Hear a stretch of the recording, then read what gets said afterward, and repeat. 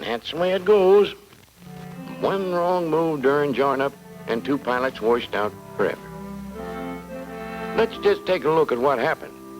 The division leader was reforming his unit, and his wingman started to close in for a normal join-up. So far, so good. But the wingman kept barreling in.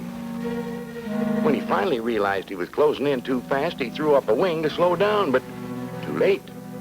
He lost sight of the other plane, and his own inertia squashed him right into it. Well, you say, this pilot was a dope, huh? Sure he was.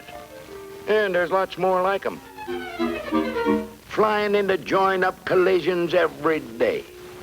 For instance, there's a bird who thinks he can join up without using that swivel in his neck to keep track of other planes. And the one who might as well be rigged up like this, for all the attention he gives those blind spots.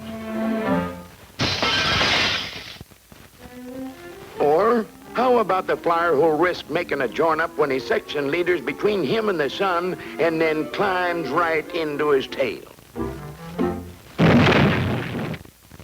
Another one is the lame brain who always tries to bull his way through when he gets into a tight spot.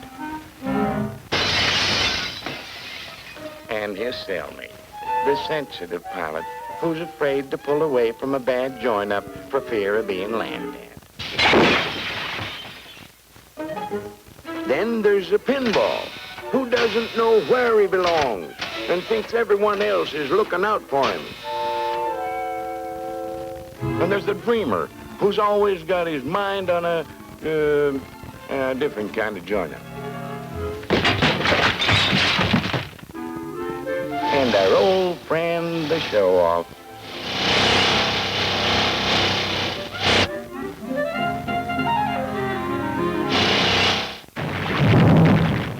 Well, enough said. The fact is that join-up collisions account for the majority of all mid-air crashes. And they're causing an average of 3 deaths a week. These pilot-caused accidents must stop. And they will stop if you do 3 things. First, keep track of the other pilots in your group and always assume there's a plane wherever you can't see. Second, on every join-up, keep a close check on your relative movement and position and give yourself plenty of time and space to decelerate.